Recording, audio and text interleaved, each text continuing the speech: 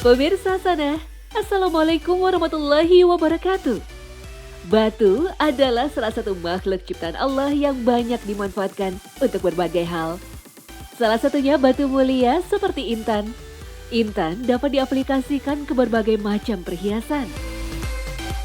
Dan intan-intan yang berasal dari Martapura, Kalimantan ini terkenal memiliki nilai karat yang tinggi.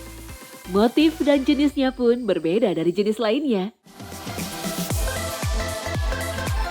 Rasulullah pun suka memakai cincin batu di jarinya. Hadis tersebut salah satunya diriwayatkan oleh Imam Muslim. Telah mengabarkan kepadaku Yunus bin Yazid dari Ibnu Syihab. Telah menceritakan kepadaku Anas bin Malik.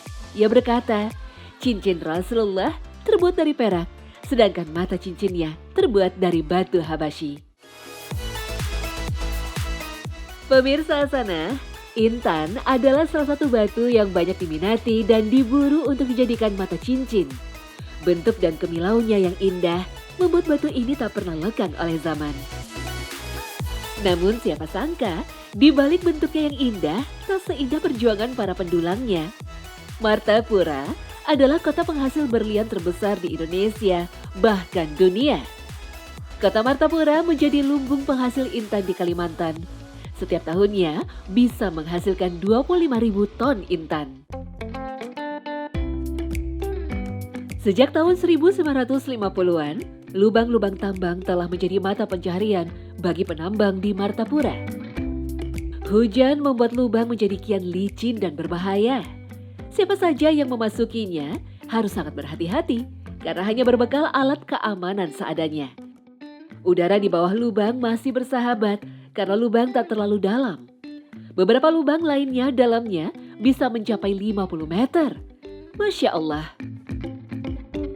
Setiap 1 meter setidaknya diisi oleh 1 orang penambang. Di dalam lubang ini ada 12 penambang, artinya dalamnya 12 meter. Lembab dan basah itulah yang dihadapi penambang ketika hujan. Meski tanpa penyangga, penambang yakin kondisi mereka aman. Berjam-jam mereka mengeruk tanah, mengopernya, dan mengangkatnya ke permukaan. Inilah ruangan sempit berisi para penambang inti yang mengeruk tanah demi mengharap intan.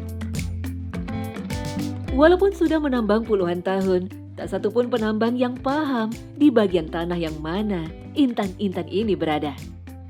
Intan diperkirakan terbentuk pada 540 juta tahun lalu pada suhu 4.800 Celcius di dalam perut bumi. Terus lu biasanya berapa bang? Kalau misalnya terkecil atau terbesar deh, tadi katanya pernah sempat 400.000 bulan kemarin ya, benar gak sih? Ya benar. Tapi dibagi-bagi lagi ke 12 orang? Dibagi lagi 12 orang, itu cuma 15.000 aja satu orang. 15.000 satu orang untuk 1 bulan kemudian? Iya, 1 bulan kemudian sampai itu dapat lagi? Iya, sampai dapat lagi, itu cuma 15.000. Benar cerita kayak gitu ya, saya kira?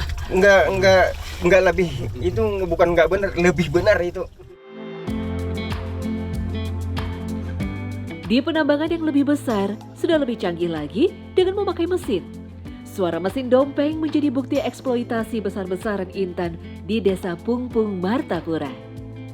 Dengan mesin ini, hasil tambang bisa diperoleh 5-10 kali lebih besar. Setelah ditambang, intan harus didulang dulu. Sebelumnya, tanah harus dibersihkan agar memudahkan pendulang. Alat dulang harus diputar berkali-kali dan pendulang harus fokus dan konsentrasi. Setelah 2 jam, akhirnya intan sebesar 0,1 gram ini berhasil didapatkan. Jika diuangkan, akan laku terjual seharga Rp400.000 yang harus dibagi 14 orang.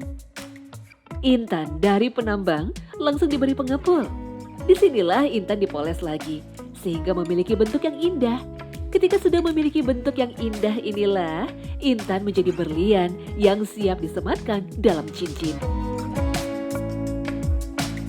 Berdasarkan hadis yang diriwayatkan oleh Abu Daud, kita mengetahui bahwa Rasulullah SAW pernah memakai cincin perak yang mata cincinnya dari Habasyi. Dalam riwayat yang lain, bahwa mata cincin Rasulullah terbuat dari perak yang bertuliskan Muhammad Rasulullah dan cincin tersebut yang biasa dijadikan sebagai stempel surat. Cincin ini beliau wariskan kepada khalifah-khalifah berikutnya dan sempat hilang karena terjatuh di sumur di masa Khalifah Utsman bin Affan.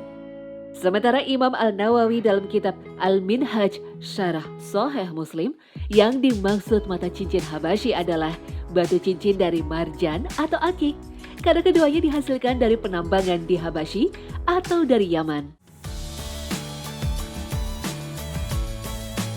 Dari kedua pendapat tersebut, dapat disimpulkan bahwa Rasulullah Shallallahu Alaihi Wasallam memiliki dua cincin, satu cincin perak yang biasa dipakai sebagai stempel, dan satu cincin yang bermata batu dari Habasyi.